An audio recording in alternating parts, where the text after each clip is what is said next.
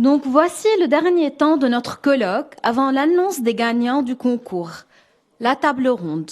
Nous invitons Madame Hélène Le Pochet de Biotech Santé Bretagne qui animera cette table ronde à nous rejoindre.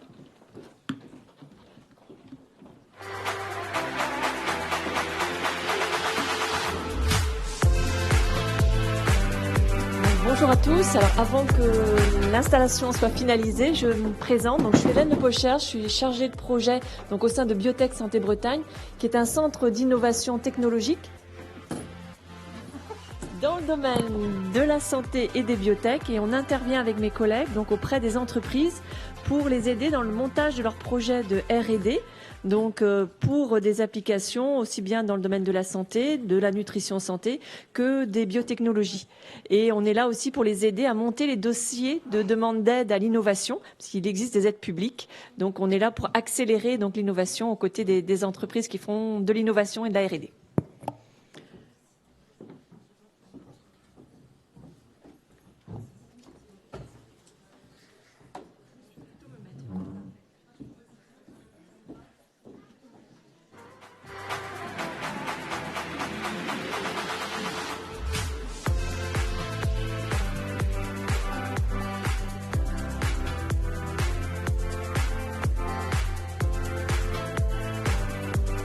Avant la remise des trophées, je pense que vous attendez tous, notamment les étudiants qui ont participé au concours là ce matin. Avant la clôture de cette très belle journée, nous allons aborder au travers d'une table ronde les leviers et les freins pour innover en nutrition sportive. Et pour ce faire, j'appelle à me rejoindre une brochette d'experts, vous allez le voir. Il y a des industriels, il y a un sportif de haut niveau, un consommateur qui est concerné par les produits. Il y a une spécialiste réglementaire, vraiment là on a, je pense, le panel complet pour répondre à toutes vos questions aussi. J'espère qu'il y en aura aussi pour la table ronde.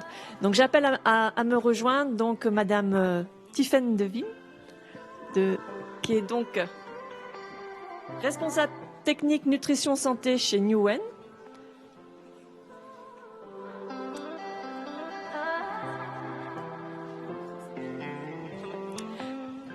Madame Gaëlle Donaghy, qui est responsable du département réglementation consulting chez Nutraveris, une société maintenant de Food Chain ID. Monsieur Alexis Fillon, qui est sportif de haut niveau et directeur de l'Orange Bleu de Plomagar. Madame Mathilde Azon, qui est responsable R&D de la société Naïbu. Et enfin, Madame Lucie Marchal, qui est chef de projet du pôle culinaire au sein de la société Titoc.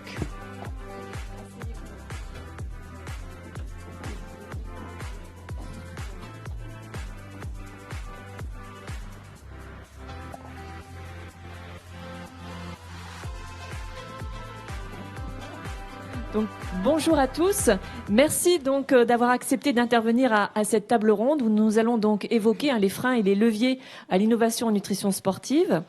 Alors, on l'a vu ce matin, il y a eu une évolution dans la pratique sportive. En tous les cas, ça s'est démocratisé au cours des 10 dernières années, avec certainement une accélération, je pense, aussi liée au Covid et au confinement, avec un besoin de retrouver la possibilité de faire de l'exercice physique. Et dans ce cadre-là, ma première question, on l'a vu ce matin, il y a eu une évolution aussi des tendances, au point de vue produit, ça a un peu évolué, le marché a un peu évolué. Et je voulais voir tout d'abord, en première question, vous en tant qu'industriel, et là, cette question s'adresse tout d'abord à Madame Marchal, est-ce que vous avez vu aussi cette tendance d'évolution en termes de produits, et est-ce que ça vous a amené aussi à faire évoluer vos propres produits au sein de Titoc ? Ah oui, je pense que vous aviez des slides pour vous présenter. Je suis désolée, j'ai oublié. Est-ce que quelqu'un peut passer les diapositives ? Je vous laisserai vous présenter et répondre ensuite à la question. Et ainsi de suite, quand je vous interrogerai, il y aura... Voilà. En fait, c'est par ordre alphabétique. Ah oui, mince. Bon, allez-y, Tiffaine. Bonjour à tous, je suis Tiffaine Devime, je suis responsable technique en nutrition santé chez Newen. Je crois qu'il y a une deuxième slide qui permet d'illustrer le parcours. Ah non, j'ai pas reçu de slide.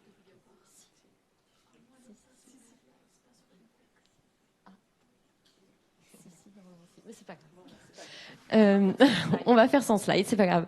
Donc chez Newen, c'est une entreprise qui existe depuis 1985. Le site de production est basé sur la presqu'île de Penlan, en face de l'île de Bréa. Donc on a un site incroyable. Et comme c'est une presqu'île, on a accès à la ressource algale très facilement. Et sur ce site, du coup, on vient les goémoniers avec lesquels on travaille, et les goémoniers, ce sont ceux qui récoltent les algues, du coup, nous amènent les algues et ils nous amènent leur récolte et on les lave, on les broie et on en fait tout type de granulométrie. Ça peut aller de la petite paillette jusqu'à de la poudre qu'on valorise pour la partie donc nutrition santé, mais aussi pour la partie cosmétique et la partie industrie, parce que effectivement, comme ça a été dit tout à l'heure, les algues servent aussi pour des peintures, par exemple. Est-ce que je détaille un peu mon parcours maintenant? Avant de travailler donc dans la valorisation des algues pour la nutrition santé, j'ai travaillé dans 2 autres entreprises, le groupe Nutrition Santé. Donc là, j'étais chargée de valoriser et de développer des gammes végétales en alternative à la viande à base de soja, de tofu notamment, et de céréales. Et ensuite, j'ai travaillé en tant que chef de projet R&D et nutrition pour la société Cité Marine basée à Kervignac, près de Lorient. Et donc là, mon rôle, c'était donc de développer des gammes qu'on appelle simili-carnées, donc qui ressemblent vraiment à de la viande. Par exemple, des nuggets de soja, des escalopes panées de blé. Et voilà. Et ensuite, dans le cadre de mes missions, j'étais amenée à utiliser beaucoup d'ingrédients. Et je voulais en savoir un peu plus sur le monde des ingrédients, pourquoi c'était mis dans ces applications alimentaires. Et donc, me voilà depuis 3 ans et demi chez Newen à valoriser les algues pour donc la nutrition humaine.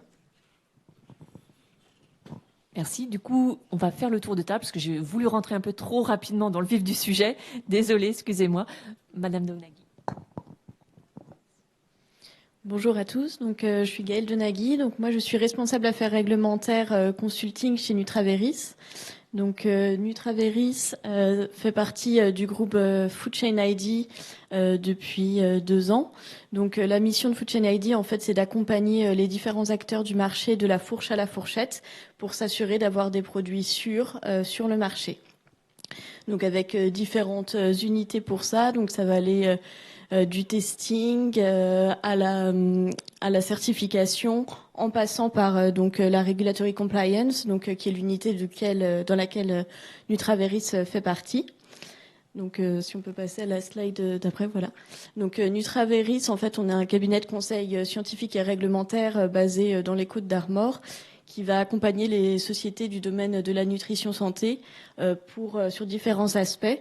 Donc on va avoir une partie solution digitale, donc avec 2 bases de données en fait pour aider les acteurs du marché à s'assurer de la conformité de leurs produits, donc avec des parties réglementaires, scientifiques et marketing, et une deuxième base de données en fait qui va vérifier automatiquement la conformité de compléments alimentaires et générer des étiquetages automatiques.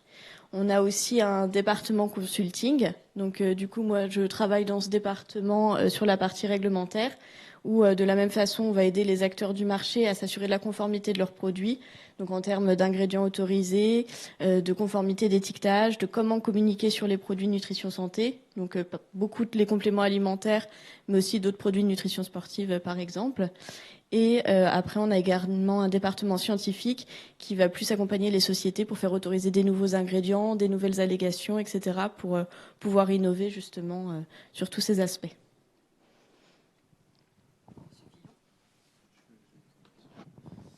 Bonjour à tous. Donc moi je suis Alexis Fillon. En fait, je suis ici pour représenter l'entreprise L'Orange Bleu à Ploumagoire. Nous en fait on fait de l'accompagnement de sportifs recherchant de la performance et le sportif du dimanche, on va dire. On fonctionne sur du plateau cardio et muscu, essentiellement également sur du cours collectif qui vont de la détente jusqu'à du cross-training. Et donc c'est vrai qu'aujourd'hui la nutrition du sport fait aussi partie en fait du sport en salle. Voilà, on en reparlera tout à l'heure, mais voilà, c'était juste pour me présenter un petit peu. Et je suis aussi là avec mon statut de sportif de haut niveau qui évolue en 3e division en fait de volleyball à Saint-Brieuc. Voilà, merci.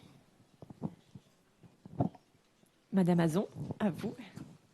Bonjour, moi je viens de la société Naïbou. Naïbou est une start-up qui a été créée en 2019 sur Rennes et qui travaille sur le microbiote intestinal humain.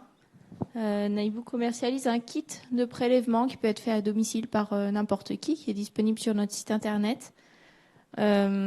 On réalise l'analyse et on fournit à la personne un rapport détaillé du microbiote, de sa composition et des conseils nutritionnels associés. Et dans ce cadre-là, on a aussi développé une gamme de compléments alimentaires à base de probiotiques. Et donc, suivant la cartographie du microbiote, on va conseiller à la personne l'un ou l'autre des probiotiques, celui qui nous semble le plus adapté.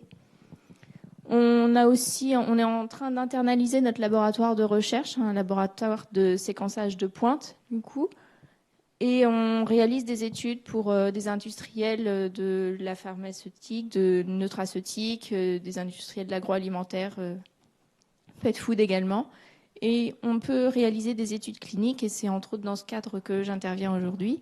Parce qu'on a réalisé une étude clinique pour regarder le microbiote, en particulier de sportifs de haut niveau, une équipe de footballeurs, une équipe de cyclistes. Et on a remarqué des choses très intéressantes sur le microbiote, et on développe notre gamme à partir de là. Merci. Madame Marchal. Oui, donc moi je suis.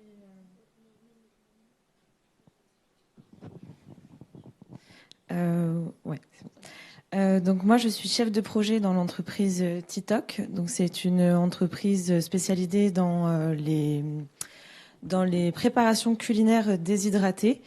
Donc depuis 2001 maintenant. Et donc Titoc a créé sa marque MX3 en 2006. Donc c'est sa marque de nutrition sportive où d'abord elle a créé une gamme pour les sportifs d'endurance avec des boissons avant, pendant, après l'effort, des gels, des barres, etc. Ensuite, elle s'est développée sur le milieu de l'outdoor pour les sportifs comme les skippers, comme ceux qui partent en trek, etc. avec une gamme de produits lyophilisés. Et enfin, elle a développé une gamme pour les sportifs de force, les sportifs en salle, avec des compléments alimentaires, des protéines. Voilà, on va rester simple. Et donc depuis 2021, nous faisons maintenant partie du groupe NutriDry. Donc NutriDry a regroupé 7 PME, toutes dans le déshydraté en fait, et donc avec Titoc, Falière et Adventure Food spécialisés dans l'alimentation pour le sportif, et a été rattachée à la société Titoc l'entreprise Fruitride qui fait des bandeaux de fruits déshydratés, donc à base de compote de fruits qu'ils déshydratent, et l'entreprise, la start-up Moss Nutrition qui font des energy balls pour les soldats, pour les forces spéciales, tout à fait, merci, pour les forces spéciales, car on travaille beaucoup avec l'armée.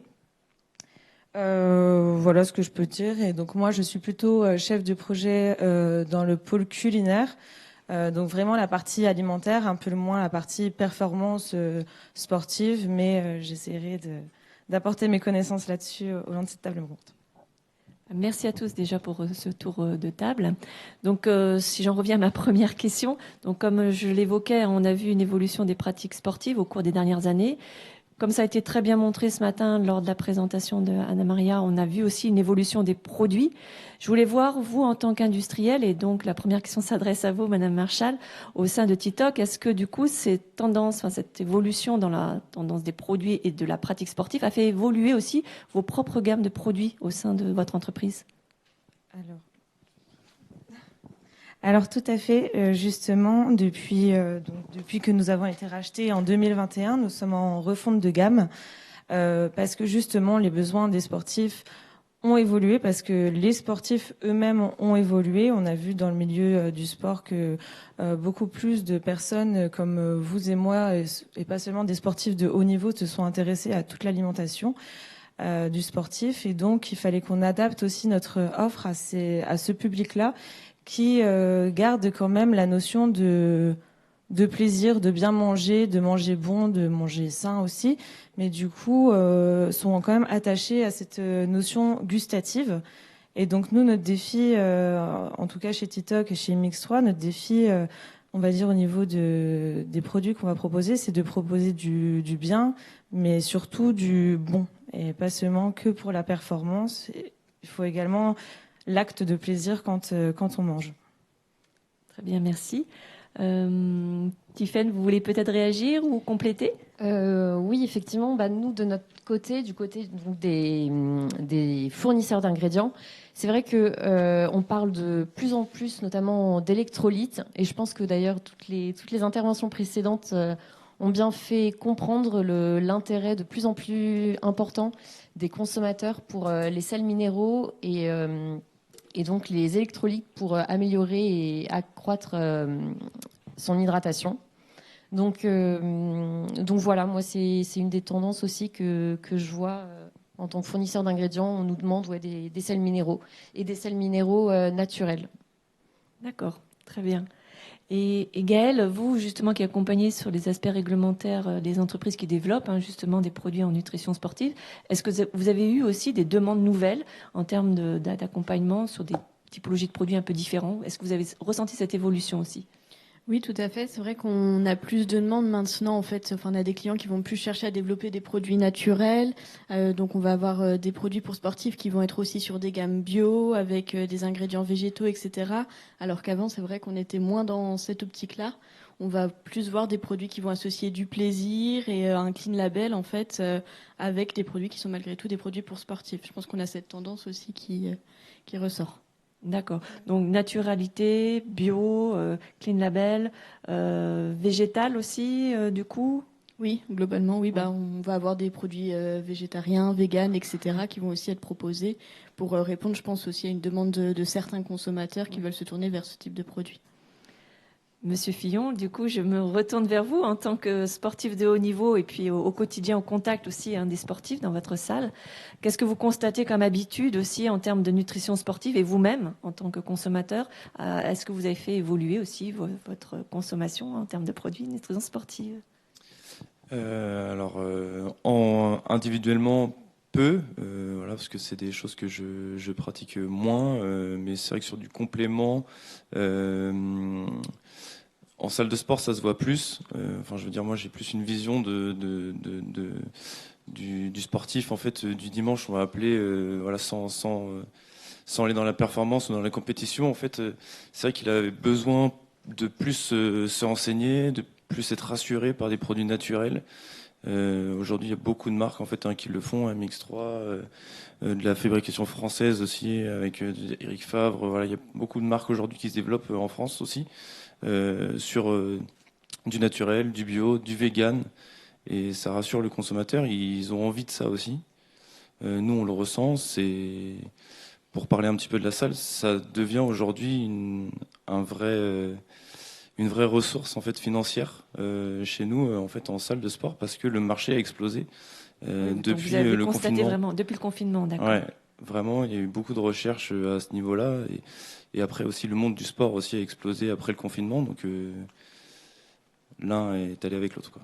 D'accord. Et si vous deviez me donner un top 3 un peu des attentes des sportifs, quel serait-il ? Est-ce que c'est plus, quand même la composition nutritionnelle, l'origine végétale, le bio qu'est-ce qui est recherché en premier lieu ?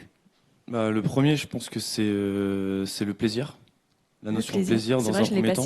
C'est important. C'est vrai que en fait, on l'avait évoqué juste avant, mais c'est vrai que la notion de plaisir, elle est sympa parce que après une grosse séance, après un gros effort, un trail, un ultra trail, c'est sympa de manger quelque chose qu'on aime bien avec un goût sympa, avec une texture qui peut être aussi bonne, agréable en bouche. Et après, c'est soit la performance, donc sur une prise en amont, d'un effort, ou sur ce qui est beaucoup recherché aussi, c'est sur l'après. Aujourd'hui, il y a des gammes de produits qui évoluent beaucoup sur l'après-effort, en fait, pour avoir moins de courbatures, etc., avoir une meilleure récupération physique, en fait. D'accord. Et justement, donc, on voit bien qu'il y a différentes typologies de produits, soit du complément alimentaire ou des plats, je dirais, préparé. Gaëlle, est-ce que vous pouvez nous réexpliquer un petit peu le contexte réglementaire qui régit les produits de nutrition sportive ? Oui, alors en fait jusqu'en juillet 2016, on avait une réglementation particulière parce que les produits pour sportifs étaient considérés comme des denrées alimentaires destinées à des fins particulières. Et en fait, depuis juillet 2016, les produits de nutrition sportive sont dans l'alimentation courante. On n'a plus une réglementation spécifique qui s'applique. Donc en fait, on va pouvoir en retrouver dans 2 catégories. On va être soit des compléments alimentaires, soit des denrées alimentaires qu'on va appeler enrichies. Alors, en fait, ça va avoir différentes conséquences selon le cadre réglementaire dans lequel on se situe. En fait, une denrée alimentaire enrichie, ça va pouvoir être tout type d'aliments auxquels on va venir ajouter des vitamines, des minéraux, des substances, etc., qui vont venir apporter en fait des ingrédients avec un effet physiologique globalement. Donc, dans le cadre de la nutrition sportive, ça peut être le cas de minéraux notamment. Et donc là, on va pouvoir être sur des formats comme des barres de céréales, des boissons de l'effort, etc. Et après, on va avoir les compléments alimentaires. Donc là, en fait, les compléments alimentaires, ça va être des sources concentrées de nutriments, d'autres substances qui vont venir compléter le régime alimentaire et non pas se substituer en fait au régime alimentaire classique. Et en fait, la grande différence, c'est que là, on va être sur des formes concentrées. Donc, on va être sur des petits formats, ça va être des gélules, des capsules, etc. Et on va pas pouvoir être sur des gros volumes. Et en fait, on va avoir certains ingrédients qui vont être autorisés uniquement dans les compléments alimentaires, donc dans ces formes concentrées. Donc, ça peut être le cas pour certains extraits de plantes, pour certaines substances, certains acides aminés qu'on va pouvoir retrouver que dans ces formats-là. Et en fait, ça va entraîner 2 catégories différentes en fait, et selon du coup le format et les ingrédients présents, il va falloir se poser la question de dans quelle catégorie on peut se situer et est-ce que finalement les ingrédients qu'on veut mettre dans un produit peuvent être acceptés dans ce type de produit. D'accord. Et du coup, là, je me retourne à nouveau vers vous, Monsieur Fillon, par rapport justement aux problématiques de dopage dans le sport. Donc, il a été évoqué ce matin une norme, c'est ça, qui liste un petit peu tous les produits ou les composés qui sont interdits. Vous pouvez nous en dire plus ? Oui, un tout petit peu plus, parce qu'en fait, je connais pas exactement tous les produits qui sont interdits au niveau du dopage en sport, en compétition. Après, on en a quelques-uns qui sont, en tout cas, de forme naturelle. Tout ce qui est à base de cannabis, en fait, et quelques dérivés, voilà, c'est ce qu'il y a de plus connu en fait dans le sport, parce que c'est un anti-inflammatoire, antidouleur, en fait, qui peut permettre d'avoir des performances différentes sous cette substance-là. C'est la seule chose que je peux vous dire là-dessus aujourd'hui, à part dire que j'ai été testé effectivement plusieurs fois pour antidopage sans être pris, bien sûr. Bien sûr.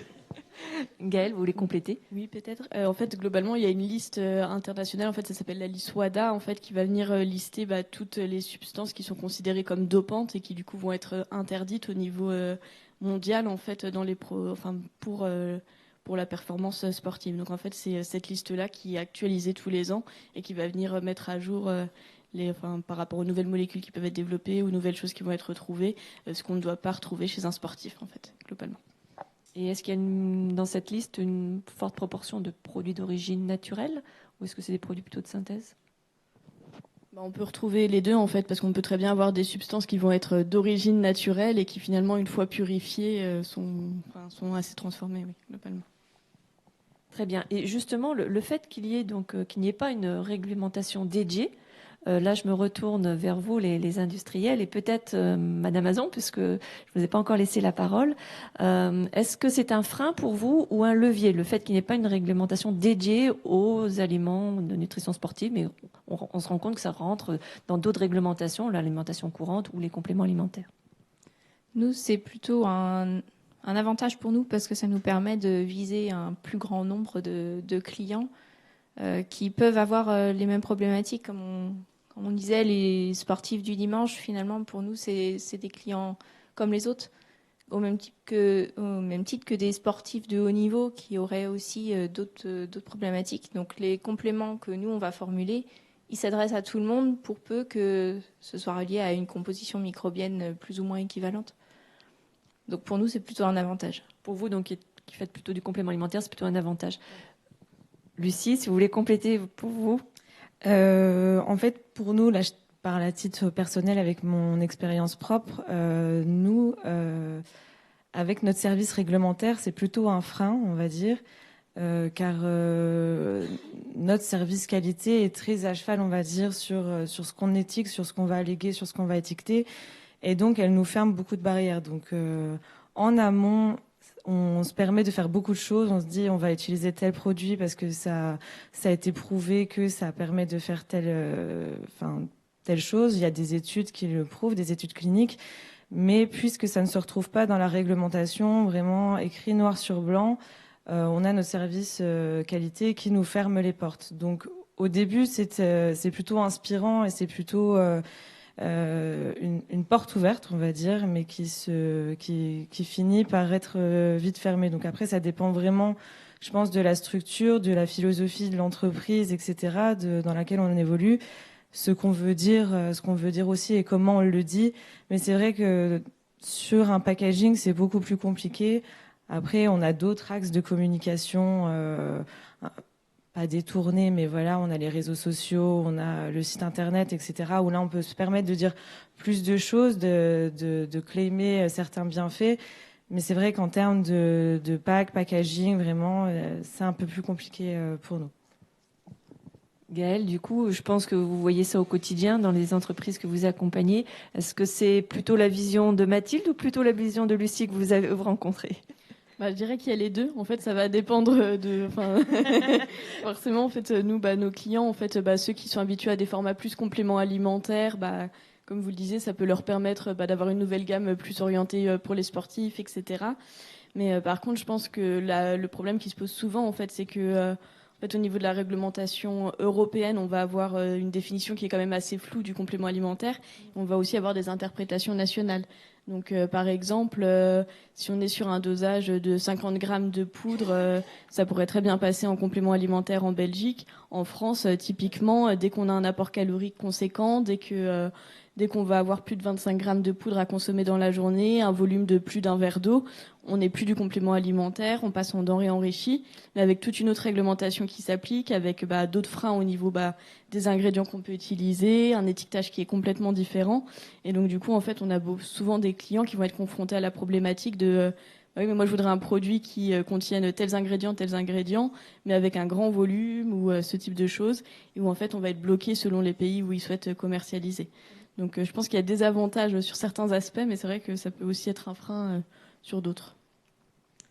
Là, maintenant, on va parler peut-être formulation des produits et un petit peu la problématique. Alors, j'ai bien compris, la notion de plaisir est importante de plus en plus pour les sportifs, ce qui n'était peut-être pas le cas il y a 10 ou 15 ans.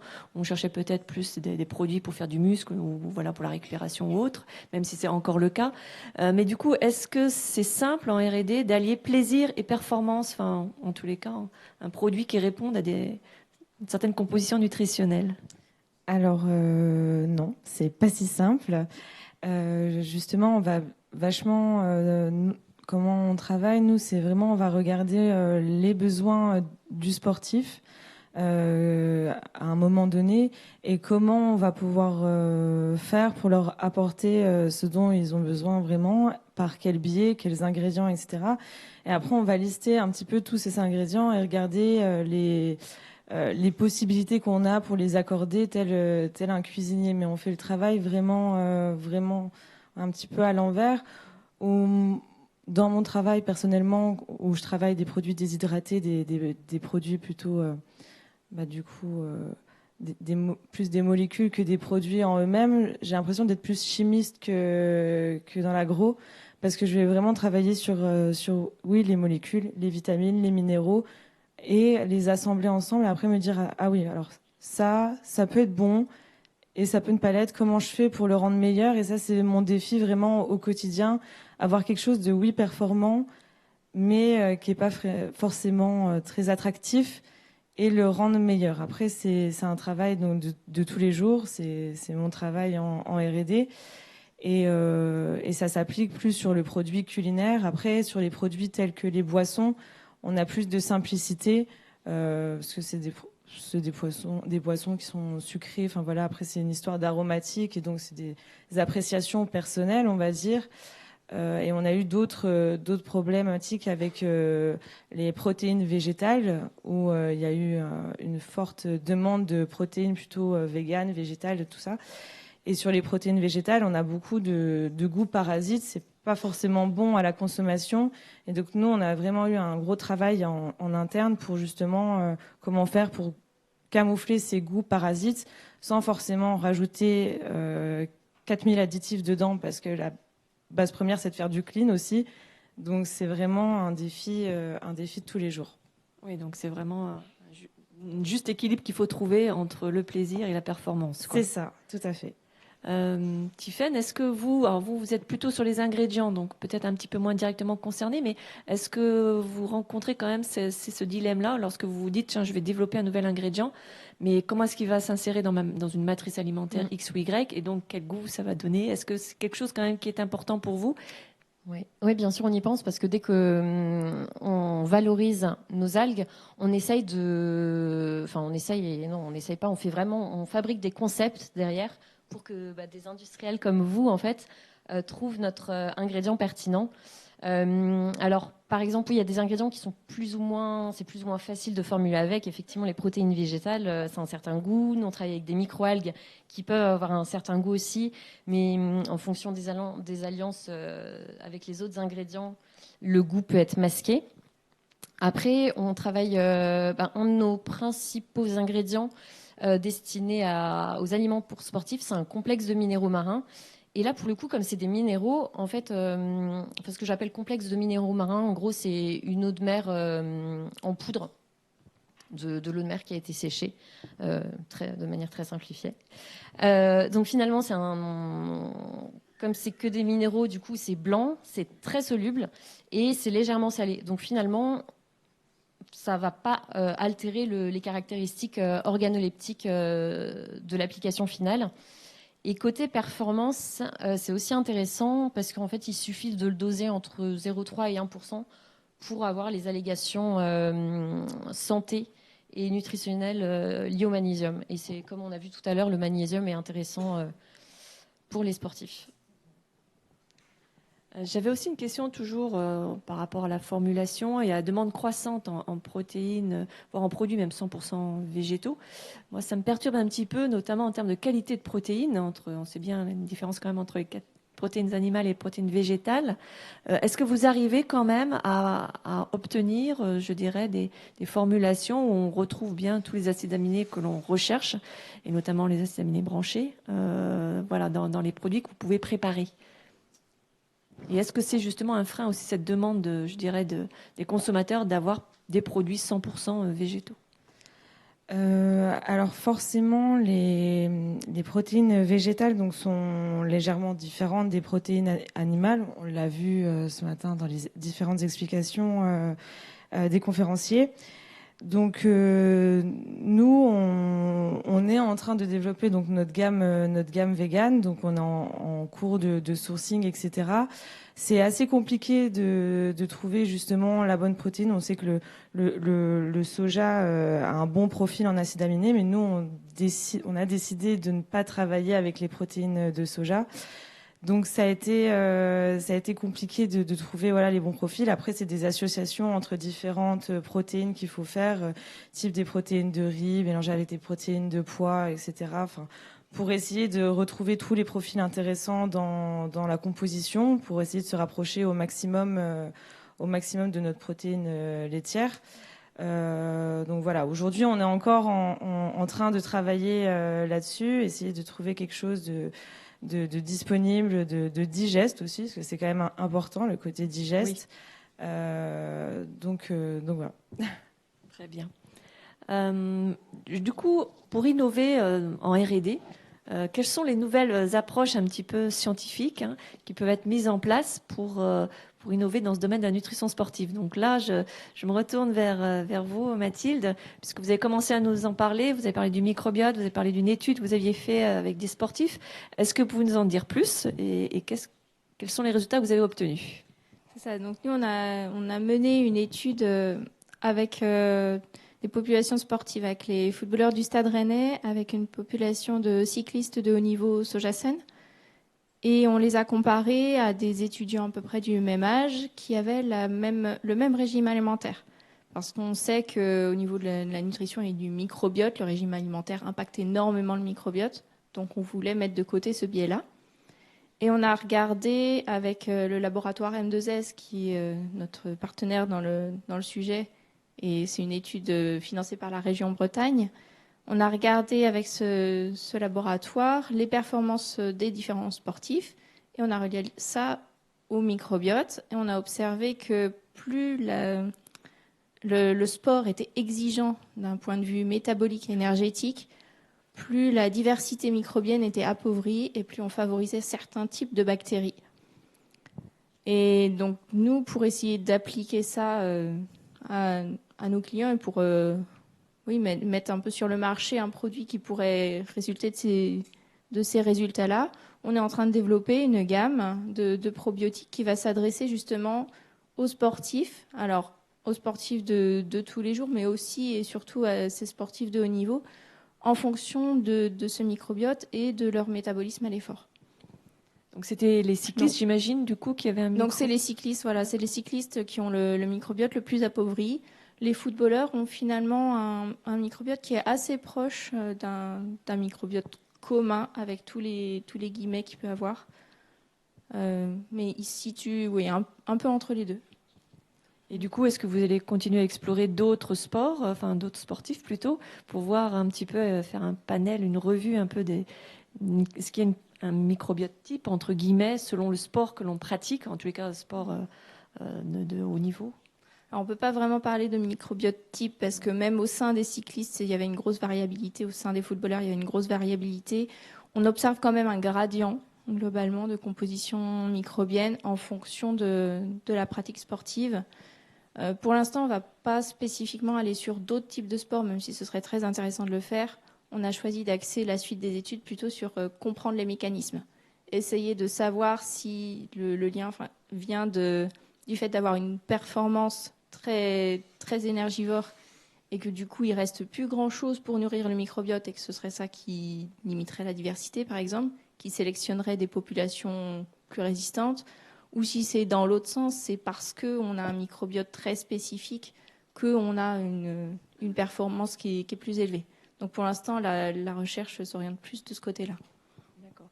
Et là, vous êtes plus sur donc l'apport de probiotiques, de compléments alimentaires. Est-ce qu'il y aura des études aussi liées peut-être, parce que ces sportifs-là, vous disiez, donc ils avaient le même régime alimentaire tous, oui, durant l'étude, quoi. En fait, comment c'était chacun avait son alimentation, mais c'est dans le recrutement de la population qu'on a sélectionné tous nos participants témoins pour avoir un régime équivalent au niveau des apports nutritionnels. D'accord. C'était pas exactement les mêmes repas, mais la nutrition était équivalente. D'accord, très bien. Donc on voit que le microbiote, ça peut être une source aussi d'innovation, en tous les cas de permettre de développer de nouveaux produits en lien peut-être avec un impact positif sur le microbiote de certains sportifs qui apparemment peuvent avoir des microbiotes différents ou en tous les cas pour les cyclistes là un peu avec une dysbiose, quoi. C'est ça. Puis juste pour finir, nous on observe que parmi les clients il y a de plus en plus de demandes pour une nutrition personnalisée, des compléments qui soient vraiment personnalisés en fonction des habitudes alimentaires, en fonction des habitudes sportives. Et on essaie de s'inscrire dans cette démarche de personnalisation, avoir des produits qui sont assez simples, mais aussi assez ciblés en fonction de la demande. Tiffaine, est-ce que vous voulez vous exprimer un peu sur le sujet, les nouvelles approches scientifiques pour démontrer les bénéfices santé d'ingrédients pour vous, du coup? Oui, c'est ça. Donc nous, l'innovation, elle va vraiment passer par la démonstration des bénéfices santé de nos ingrédients marins. Donc on démontre les bénéfices santé en faisant des tests in vitro plutôt que in vivo, pour des raisons de bien-être animal. Donc pour les tests in vitro, on fait actuellement 2 types de tests. Soit on a un ingrédient qui nous intéresse qui nous intéresse pour une cible bien précise, que ce soit une cellule, un biomarqueur, et on va regarder l'effet qu'a cet ingrédient sur cette cible bien précise. Ou aussi, on a développé un modèle de digestion in vitro artificielle du coup pour vérifier en fait ce qui est assimilable par l'organisme à la fin de notre modèle de digestion in vitro. D'accord, et ça, donc, vous l'utilisez pour screener un peu les différents ingrédients ou différents actifs que vous pouvez extraire ou obtenir ou voilà, vouloir Oui, tout à valoriser, fait. quoi. Ouais, par exemple, on met une poudre d'algue en fait au début du modèle de digestion in vitro. On lui fait passer à cette poudre du coup toutes les étapes de la digestion de manière artificielle donc, et on regarde à la fin ce qui est soluble, et ce qui est soluble, ce sera ce qui est assimilable par l'organisme ensuite. Très bien, merci. Donc là, on a parlé un peu formulation, R&D. L'autre, je dirais, levier, je pense aussi pour innover dans les produits de nutrition sportive, c'est l'emballage. Donc, justement, en termes d'innovation concernant les emballages, est-ce que vous avez des attentes, Monsieur Fillon, en tant que sportif, ou est-ce que vous avez vu aussi évoluer les emballages au fil des dernières années avec l'évolution des produits ? L'évolution des emballages, oui, elle a évolué un petit peu parce qu'il y a un petit peu moins de suremballage. Voilà, un paquet individualisé dans une autre boîte pour qu'il y ait plusieurs paquets individualisés dans le même. Je trouve qu'il y en a de moins en moins. Après, c'est vrai que aujourd'hui, j'ai appris plein de choses aussi, et j'ai l'impression que l'avenir sera encore mieux avec tous les emballages qui peuvent être faits via des versions naturelles comme l'algue, voilà, toutes ces choses-là qui vont pouvoir permettre d'effacer un peu le plastique. Voilà, avec des systèmes de colle, pardon, qui vont être différents, etc. Sûrement moins polluants, quoi. Et donc, c'est vraiment aussi une attente des sportifs, quoi, d'avoir des produits, enfin, qui soient emballés, je dirais, ou éco-conçus, en tous les cas, pour limiter l'impact, je dirais, des déchets, quoi. C'est ça. Ouais, c'est ça. Je pense que le sportif est autant responsable qu'une personne individuelle classique, en fait, hein. Donc, je pense que ouais, on veut tous aussi aller vers cette ligne-là, en fait, vers l'écologie, l'éco-responsabilité, quoi. Mais lorsqu'on a préparé cette table ronde, vous m'aviez évoqué aussi la problématique de certains emballages qui n'étaient pas forcément adaptés en fonction du produit qu'il y avait à l'intérieur. Parce que voilà, vous le mettez dans votre sac, vous mettez derrière votre équipement, vos chaussures, enfin, et quelquefois, quand ça ressort du sac, c'est pas terrible, quoi. C'est ça, vous pouvez m'en dire un petit peu plus dans votre expérience? Ouais, ça c'est plus des expériences de voyage via le sport que je fais. Voilà, parce qu'on se déplace un petit peu partout en France, donc on fait du métro, on fait du train, de l'avion, du minibus, et on se déplace à 12, donc on va dans des endroits. Voilà, mais quand on parlait tout à l'heure, c'est vrai en mangeant. Quand on prend le métro à 12 et qu'il il faut se serrer, mettre les sacs, on les met les uns sur les autres. Voilà, on a des barres de céréales crunchy, un peu, voilà, avec des matières qui sont différentes, ou alors avec des boissons dans des packaging soit rigides ou mous, voilà, et qui, des fois, ça arrive, ça se perce ou ça se casse. On se retrouve avec le sac plein de gâteaux, voilà, ça arrive. Donc, pareil, encore aujourd'hui, j'ai vu des choses qui sont plutôt innovantes et qui reviennent comme j'ai oublié le nom, mais c'était le skier l'hibiscus, voilà, qui a repris en fait un packaging qui est plutôt intéressant et qui est très solide. Voilà, je trouvais ça cool. Donc les étudiants ont eu raison de s'intéresser aussi à l'emballage, hein, et c'est une problématique qu'il faut aussi bien prendre en compte dans le développement d'un produit de nutrition sportive, quoi. Vu l'usage, enfin en tous les cas, ce que peut subir le produit, à la base on n'y pense peut-être pas, mais au final, vu la pratique, en effet les sacs les uns sur les autres, c'est bien que le produit reste quand même en l'état pour pouvoir être mangé comme convenu, quoi. Justement, par rapport aux emballages et à la communication, on n'a pas trop parlé encore de ça, Gaëlle. Concernant les allégations, est-ce qu'il y a beaucoup d'allégations qui sont autorisées sur des produits de nutrition sportive? Est-ce que vous pouvez nous en dire un petit peu plus? Et qu'est-ce que vous voyez un peu comme tendance aussi de communication? Est-ce que ce sont des allégations ou est-ce que c'est plutôt sur le fait que c'est du bio ou autre produit vegan ou autre? Alors en fait, pour les allégations, on a d'abord les allégations nutritionnelles et de santé. Donc là, globalement, en fait, les allégations qui vont être autorisées vont porter principalement sur les vitamines, les minéraux, ou alors la présence de protéines dans le produit, la teneur réduite en sel, ce type de choses. Donc là, on va être dans un cadre très précis avec des teneurs précises à respecter. Et c'est des choses qu'on va pouvoir retrouver régulièrement sur des produits pour sportifs. Et en fait, de manière générale, ne serait-ce que pour pouvoir indiquer qu'un produit est pour sportif sur un packaging, il faut avoir des ingrédients en fait qui vont être liés à la pratique sportive et qui vont permettre d'alléguer là-dessus. Après, donc maintenant, comme on le disait, on a de plus en plus de produits avec des ingrédients végétaux. Et donc là, on va pouvoir aller sur un autre type d'allégations, qui sont en fait les allégations sur les plantes, qui sont en attente en fait d'évaluation au niveau européen. Et en fait, ces allégations-là, donc on va avoir sur certains aspects plus de flexibilité, dans le sens où on va avoir des tolérances nationales sur le respect des conditions d'utilisation, sur certains libellés qu'on va pouvoir utiliser. Donc c'est vrai que je pense que finalement, également pour les produits pour sportifs, et aller vers des ingrédients végétaux, ça permet aussi d'avoir une autre communication, de pouvoir dire des choses différentes et de pouvoir peut-être aller plus loin en termes de communication pour que le consommateur puisse identifier plus facilement la fonction du produit, ce qu'il va pouvoir apporter, etc. Donc voilà, pour la partie probiotique aussi, il y a eu des évolutions récentes au niveau français. Depuis peu, on peut utiliser justement le mot probiotique sur les étiquetages, qui est une grosse avancée dans le domaine en fait, parce qu'avant on pouvait uniquement parler de la présence de bactéries sans pouvoir aller plus loin.